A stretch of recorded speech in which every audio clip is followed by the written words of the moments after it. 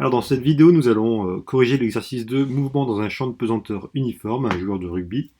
Exercice type bac et qui est un exercice pédagogique qui va vous permettre de comprendre et de réinvestir plein de choses que l'on a vues dans le cours sur les mouvements dans un champ uniforme, c'est-à-dire un champ qui est constant vectoriellement, et la deuxième loi de Newton que j'appelle aussi le principe fondamental de la dynamique.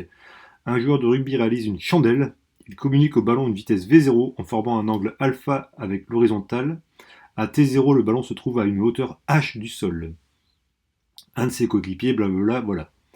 On vous donne une vitesse initiale, un angle de tir, une intensité de pesanteur, la hauteur du ballon au moment du tir. Le problème de ce genre d'exercice, c'est, donc là on a un contexte, c'est de traduire ça en termes de physique, donc en passant en mode 2D. Et c'est l'objet de la question 1, faire un schéma représentant la situation. Alors c'est ce qu'on va faire ici même. Donc là, vous voyez, j'ai mis l'exemple. Donc, on va faire un repère, comme ceci, qu'on va nommer X, Y, avec le point O. Et on sait que le monsieur envoie le ballon à une hauteur h de 1 mètre. Alors voici la hauteur h. Donc finalement, on imagine un type comme ça, hein, hop, hop, hop, qui lance un ballon à partir d'ici, hein, vous voyez, comme ceci. Alors comment traduire la suite? On vous dit qu'il envoie le ballon avec une vitesse initiale V0 égale 8 mètres par seconde et un angle de tir alpha 50 degrés. Donc là, ce qu'on va faire, c'est des petits pointillés comme ça, par rapport à l'horizontale. Et donc il envoie ça avec une vitesse V0, comme ceci, et un angle alpha par rapport à l'horizontale de 50 degrés. Voilà. Et donc, ce qui va se passer, c'est que on va avoir une trajectoire qui va être parabolique, comme ceci, hein, en chute libre. Et si je schématise le ballon par un point M que je vais mettre ici, mais je pourrais le mettre là, je pourrais le mettre là, je pourrais le mettre où je veux, hein, on va directement faire un bilan des forces. Il n'y a pas de frottement dans ce genre d'exercice, donc quelle est la seule force qui s'applique sur le ballon? Eh bien c'est son poids, P, comme ceci, qui est dirigé vers le bas. On est dans le chapitre mouvement dans un champ de pesanteur gravitationnel constant. Donc ça veut dire qu'on a un champ de pesanteur, petit g, comme ceci, qui est constant un peu partout dans l'espace, c'est-à-dire qu'il a la même valeur partout. Hein. Remarquez qu'il est vers le bas alors que l'axe est vers le haut. Donc voici le schéma qu'il fallait faire avec la vitesse initiale qui est tangent au début de la trajectoire. Hein. Là j'ai un peu mal fait mon dessin. L'angle alpha, le point M, la force qui s'applique sur le point M, et on imagine le monsieur qui communique une vitesse initiale, il lâche son ballon, et son ballon est abandonné à son état, comme ceci, et il va se balader comme ça, en étant soumis qu'à une seule force, son poids. Voici le concept principal de ce genre d'exercice. Donc ça, c'était la question 1. Question 2, établir les équations de mouvement du ballon. Donc là, c'est une question qui demande pas mal de travail. Hein. Hop. Donc question 2. Bon, d'abord, on va définir le référentiel. C'est un référentiel qui est galiléen. Donc c'est-à-dire un référentiel où on peut appliquer les lois de Newton. C'est un référentiel qui est fixe ou en mouvement de translation rectiligne uniforme. En gros, c'est comme s'il y avait une caméra là comme ça sur le sol, une caméra qui filme. Voici. La caméra est là. Ça, c'est le référentiel galiléen qui est posé sur le sol. Si je fais un sol en 3D. Donc référentiel galiléen. Le système étudié, c'est le ballon.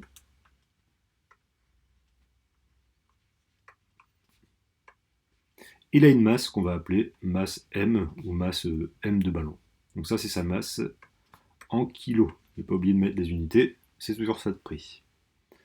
On va maintenant faire ce qu'on appelle un bilan des forces vectoriel. Quelles sont les forces qui s'appliquent sur le ballon quand il a quitté la main du joueur? Je dis bien quand il a quitté la main du joueur. Et bien uniquement son poids, qui est égal à la masse du ballon fois l'accélération de pesanteur vecteur. Voilà. Alors, on nous demande les équations. Bien des forces. Maintenant, on va appliquer la deuxième loi de Newton.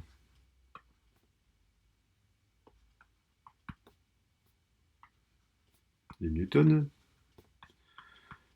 qu'on applique également le principe fondamental de la dynamique ou le PFD, principe fondamental de la dynamique, qui dit que la somme des forces appliquées à un objet est égale à la masse de cet objet fois son accélération, c'est-à-dire qu'il y a une corrélation entre l'accélération et la force.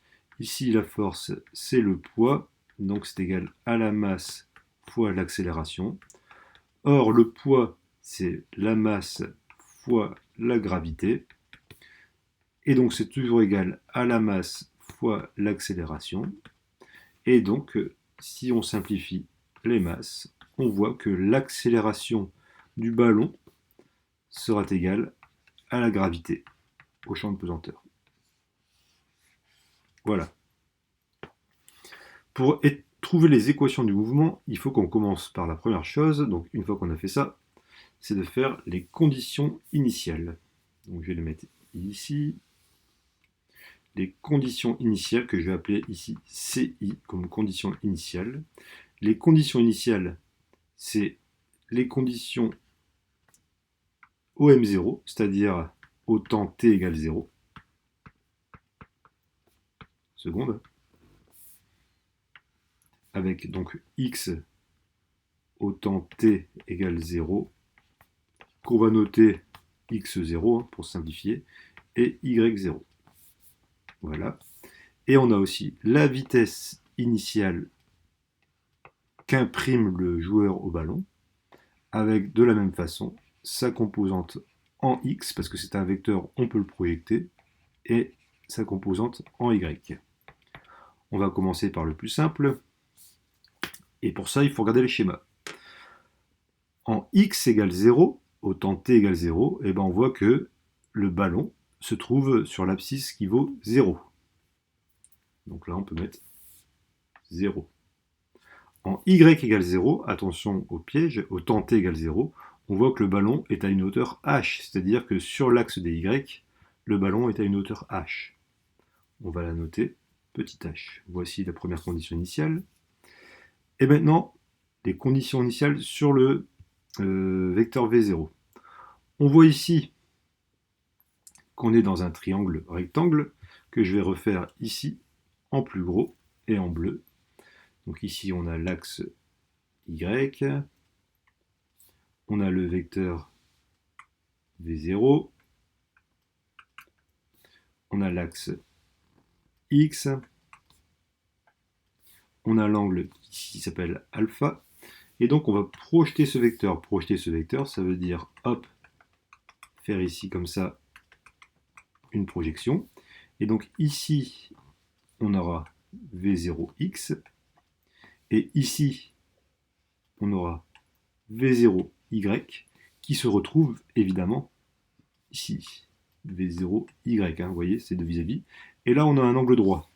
Donc on peut exprimer le cosinus de l'angle alpha, qui est égal au côté adjacent sur l'hypoténuse, c'est-à-dire le côté adjacent V0x sur l'hypoténuse V0. Et donc on parle de la grandeur V0, donc de la norme que vous écrivez en maths V0 comme ça. Mais nous, en physique, on se simplifie la vie en virant tous ces trucs-là. Et quand on ne met pas la flèche, on dit que ça, c'est la norme. D'accord? Et donc, on peut également exprimer le sinus, pourquoi pas, qui est égal au côté opposé, le voici, V0y, sur l'hypoténuse V0. Et donc, on voit ici qu'on peut exprimer avec un produit en croix, s'il divise par 1, là, si vous voyez, hop, hop, un produit en croix pour avoir son bac, on peut trouver V0x et V0y. Et donc on trouve que V0x égale cos alpha fois V0. Ou alors V0 fois cosinus alpha. Et pour lui, pareil, V0 fois sinus alpha. Nous avons donc maintenant les conditions initiales qui sont ici. Maintenant, on va se servir de l'accélération pour intégrer, faire les primitives de tout ça et trouver les équations du mouvement. Donc, on sait que l'accélération est égale à g. L'accélération possède une composante en x et une composante en y. Or, on voit que g est uniquement porté par l'axe y. Alors, c'est quoi ce j, hein? Si j'essaie de faire un parallèle avec les maths, ici, on a le vecteur unitaire i, ici, le vecteur unitaire j. Ce qu'il faut comprendre, finalement, c'est que g est uniquement projetable sur l'axe y, et sa composante en x est nulle, hein, vous voyez, la composante de g en x est nulle, puisqu'il est vertical pur.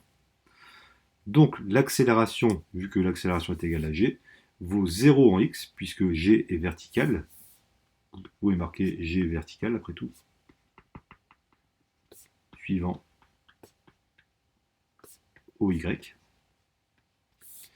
Et donc l'accélération en y est égale à g moins g, parce que g est vers le bas. Et l'axe y est vers le haut. Vous voyez? Donc forcément on met un moins. Donc voici l'accélération. On va en faire l'intégration en utilisant les primitives qui sont dans le cours. Et quand on intègre, je vous rappelle, dériver une vitesse, la variation d'une vitesse par rapport au temps est une accélération. Et bien là, je vais intégrer par rapport à la donnée temps, hein, la vitesse. Et donc je vais avoir une composante en x qui n'est pas v0, hein, c'est à tout instant, et une composante en y, j'insiste bien, c'est sur le tout instant. L'intégration d'une constante, d'un zéro, pardon, nous donne une constante que je vais appeler C1.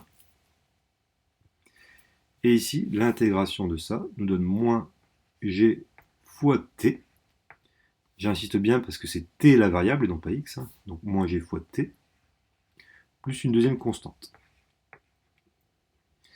Comment résoudre les constantes? Si je me mets à t égale 0, alors ce terme-là vaut 0. À t égale 0, c'est les conditions initiales, ce terme-là vaut 0, donc il disparaît.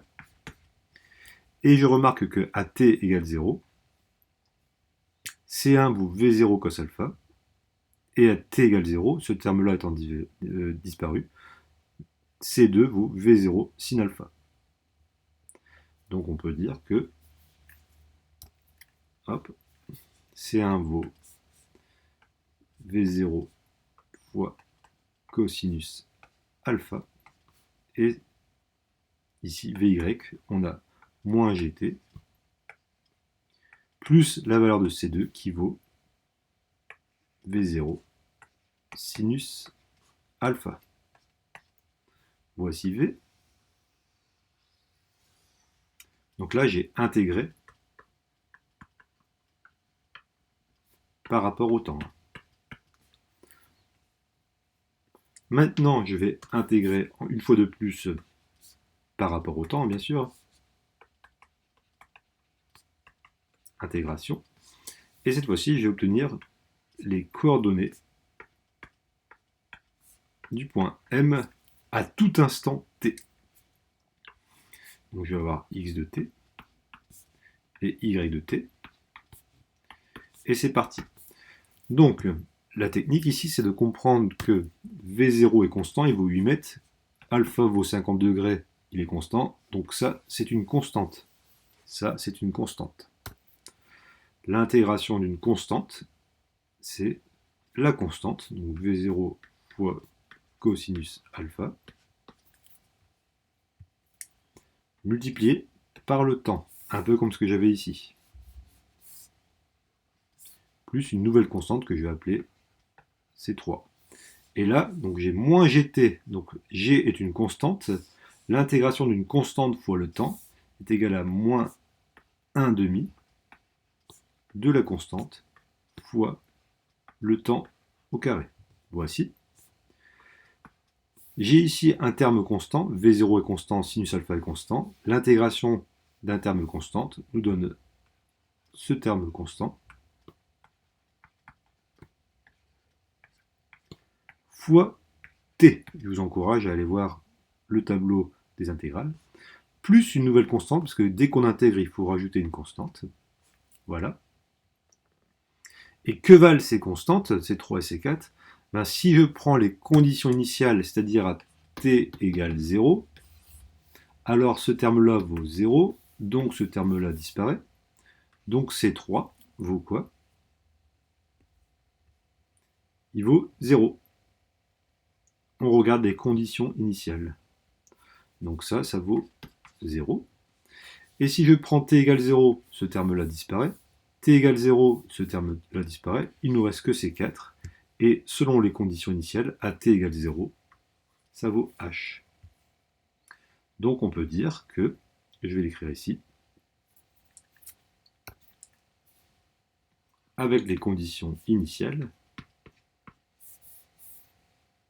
donc là on peut marquer égale 0 égale h avec les conditions initiales. Donc au bac, il faudra améliorer bien sûr sa façon d'écriture. Vous faites des phrases. OM de t vaut x de t, y de t.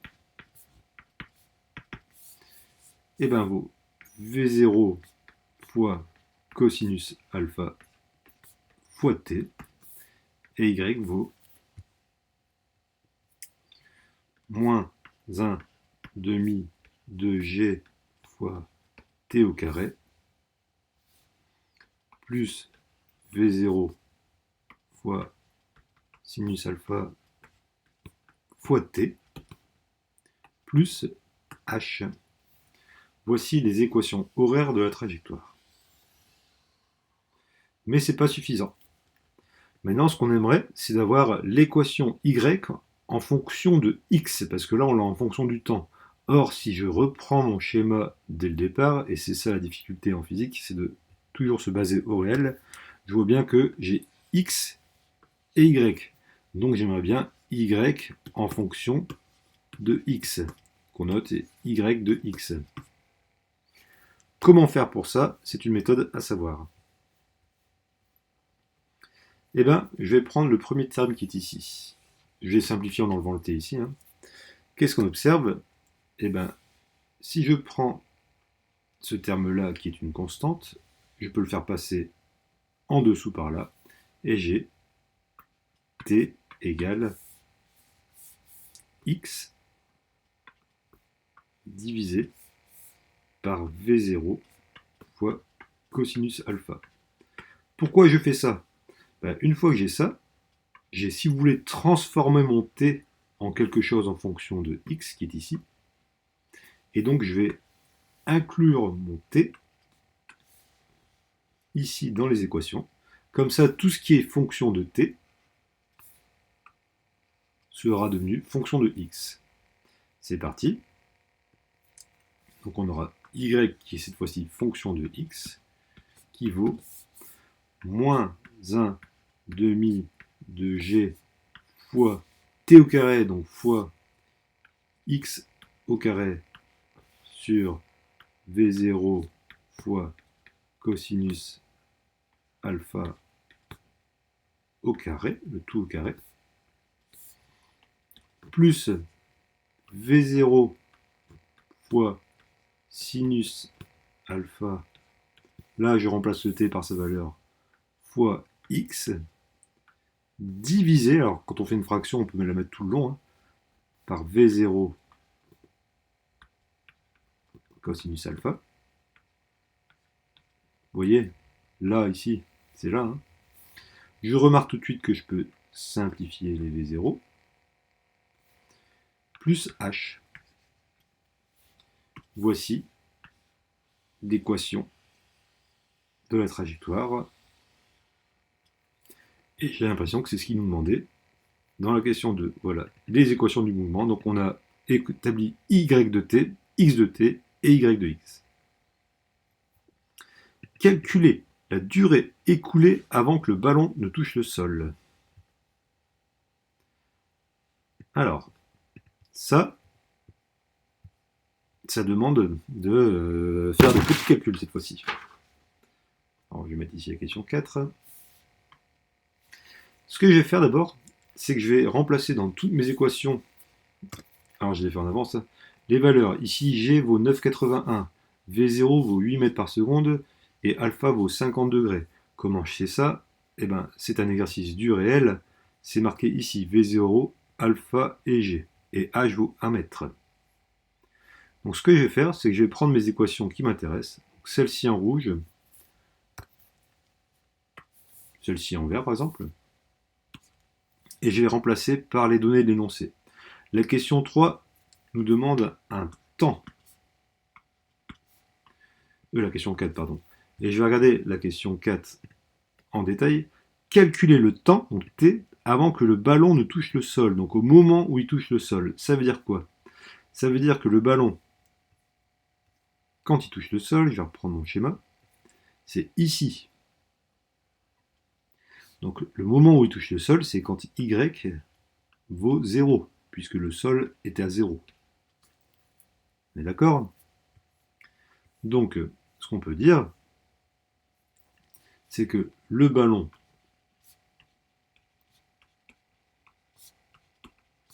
touche le sol, ça veut dire que y de t vaut 0. C'est ça que ça veut dire physiquement, puisqu'il touche le sol. Eh bien, prenons l'équation y de t, qui est ici, et, vous voyez, je l'ai prise en vert tout à l'heure, on va la recopier, mais cette fois-ci, je vais remplacer g, v0 et sinus alpha par les données de l'énoncé. Alors, je l'ai déjà fait au brouillon, et donc, j'ai y de t qui vaut, donc 1 demi de 9,81 moins, alors je vais arrondir, 4,9 fois t au carré, plus V0, V0 quoi? V0 sin alpha, me semble-t-il, V0 sin alpha, donc 8 fois sinus de 50, ce qui nous fait 6,12 fois t, plus h, la hauteur, qui vaut 1 mètre. Et ça, on va dire que c'est égal à 0, puisqu'il touche le sol. Qu'est-ce que je remarque ici? Eh bien, j'ai un polynôme du second degré. On n'a plus qu'à le résoudre. Et pour ça, on ne va pas se prendre la tête. On va prendre le résolveur d'équation de la Numwork. Voilà. Alors, je vais ajouter une équation. Normalement, je peux même en mettre une de base. Et hop. Ah zut, il ne propose pas... Bon, bah, je vais l'ajouter moi-même. Donc, moins 4,9 fois... Alors ici, la variable, c'est t. Est-ce que ça marche avec t? Non, j'ai pas l'impression. Donc on va appeler notre variable x, parce que la mort qu'elle nous embête, elle ne prend que les x, vu que c'est un truc de maths. Mais x ici, ça sera t, évidemment. Plus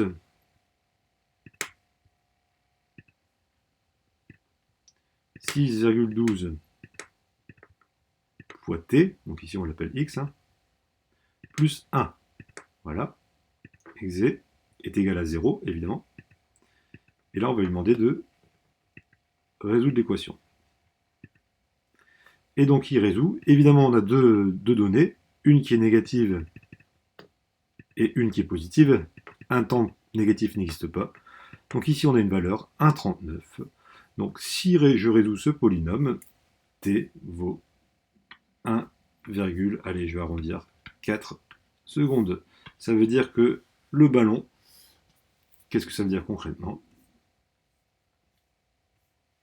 Le ballon, il va de là jusqu'à là en t égale 1,4 secondes. Donc là, on voit que c'est un lancer qui est relativement un petit lancer. Voici.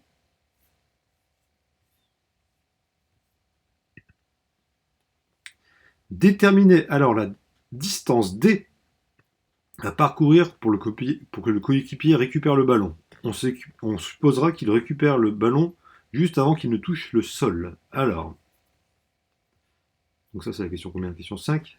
Non, excusez-moi, j'ai fait une erreur tout à l'heure.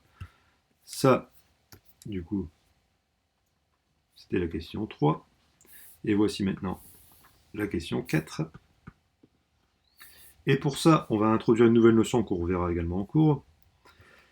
On dit que le coéquipier récupère le ballon juste avant que le ballon touche le sol. Donc ça veut dire que le coéquipier il est là. Il met sa main comme ça, hop, il est là, hop, voilà, ça c'est sa main, et il récupère le ballon comme ça. Et donc, ce qu'on nous demande, c'est une distance.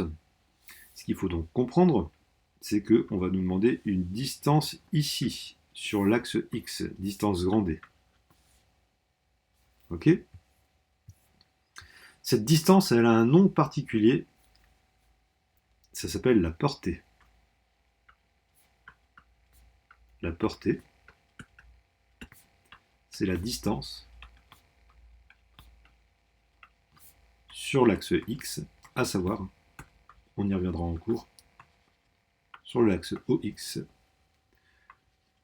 quand l'objet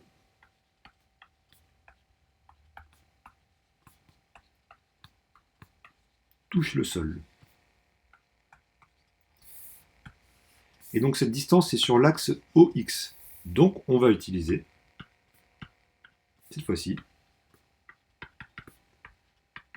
non pas Y en fonction du temps, parce qu'on ne nous demande pas un temps, on nous demande une distance. Une distance, on va donc utiliser Y de X. Et donc la portée, c'est la distance sur l'axe OX quand l'objet est tombé sur le sol. Donc c'est-à-dire quand la valeur finale de Y vaut 0. J'insiste bien, quand la valeur finale de Y vaut 0. Donc ça veut dire également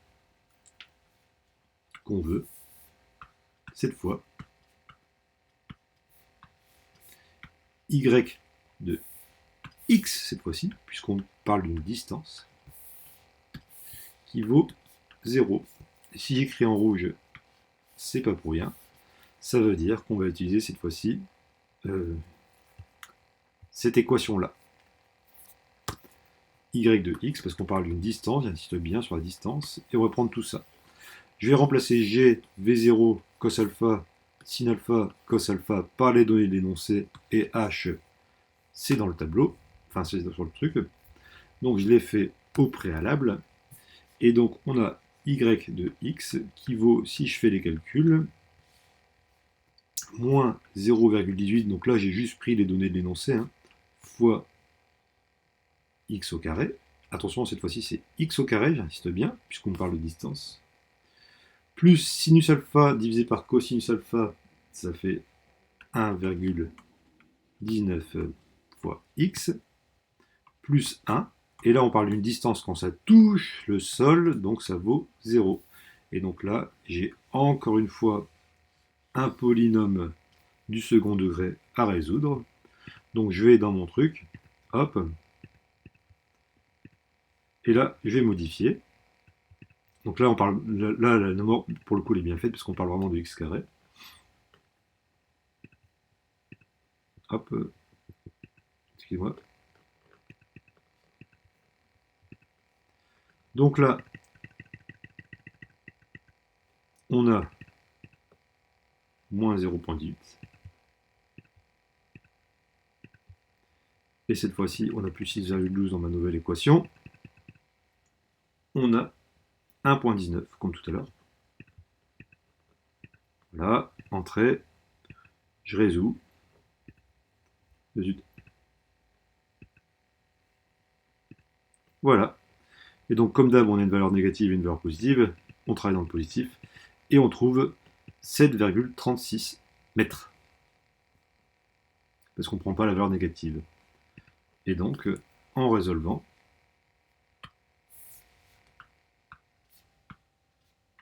on résout. On prend le x positif, bien sûr, parce que le x négatif n'est pas solution. Et on trouve x, qu'on appelle ici la portée grand D, hein, qui vaut combien déjà 7,36, donc on va arrondir hein, à 7,4 mètres.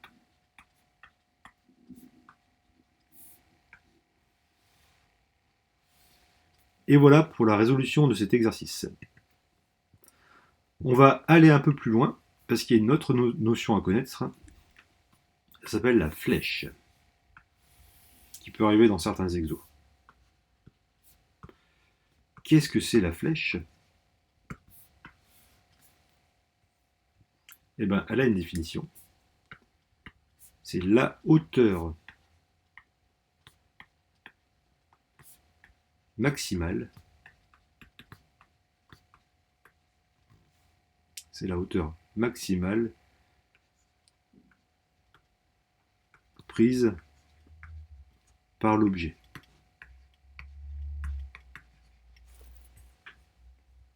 Donc la flèche est la hauteur maximale prise par l'objet. Comment fait-on pour savoir la hauteur maximale prise par l'objet? Alors là, il y a un petit artifice. Je vais reprendre mon exemple. Vous voyez, on sait que, donc là, ici j'ai la hauteur maximale. Je vais prendre, ici je vais prendre cette couleur bleue. La hauteur maximale, elle est ici. Couleur bleue, j'ai demandé, hop. Donc ce qu'on veut là, c'est la valeur ici de Y max. On est d'accord avec ça? Pour avoir la hauteur maximale, on va travailler sur la vitesse. On voit que la vitesse est toujours tangente à la trajectoire. Et bien à ce point particulier là, la vitesse est tangente à la trajectoire, et comme on est tout en haut de la trajectoire, la vitesse est, si vous voulez, perpendiculaire comme ça, et elle ne possède une composante que en x. Donc ce qu'on peut faire, c'est ici tracer hop, la vitesse comme ceci, à cet instant-là. On va appeler ça VF comme V flèche, hein, si vous voulez. Et on remarque qu'elle a une composante que selon x.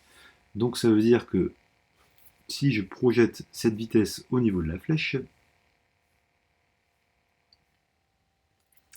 eh ben, la vitesse au niveau de la flèche, c'est-à-dire la hauteur maximale, possède une composante en x et sa composante en y vaut 0.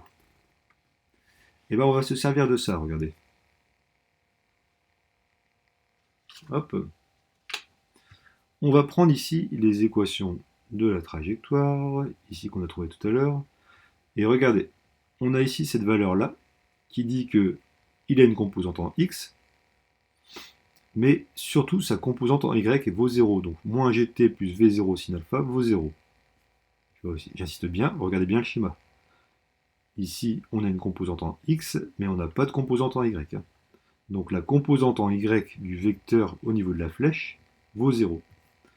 Donc ce que je vais faire, c'est que je vais prendre ça, moins gt plus v0 sin alpha, et dire que c'est égal à 0.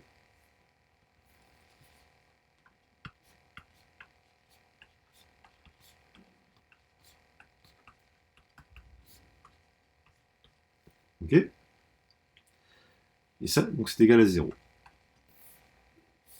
Moins gt, donc c'est moins 9,81 fois t, plus v0 sinus alpha, donc je vais le faire, v0 sinus alpha, hop, donc 8 fois sinus de 50, ça vaut, oula, je me suis mis en radian, alors vous voyez, attention, moi tout à l'heure dans mon truc j'avais bien fait des degrés, hein, et mettez bien votre calculatrice en degrés pour ce genre d'exercice. Pour les ondes on utilise des radians, mais là, voilà, donc 8 fois sinus de 50, et on obtient 6,12.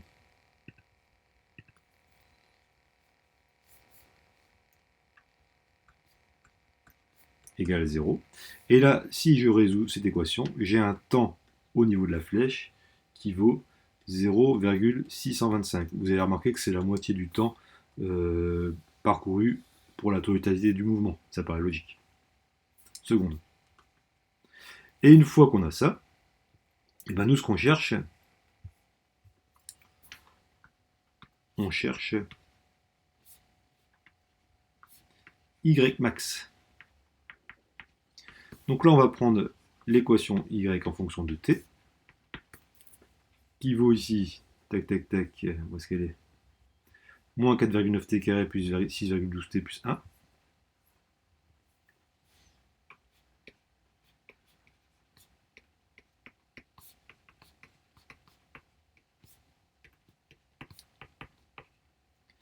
Et ce qu'on va faire, c'est qu'on va remplacer la valeur de t ici et ici.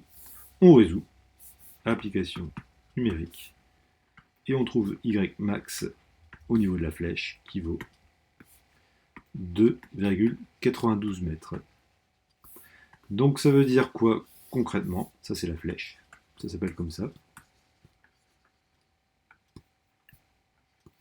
Ça veut dire quoi concrètement?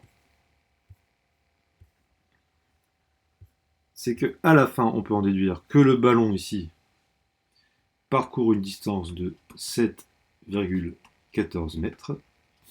Il parcourt ça en un temps de 1,39 secondes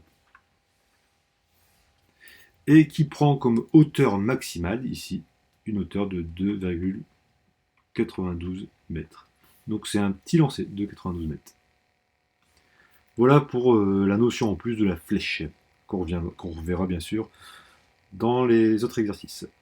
Merci beaucoup.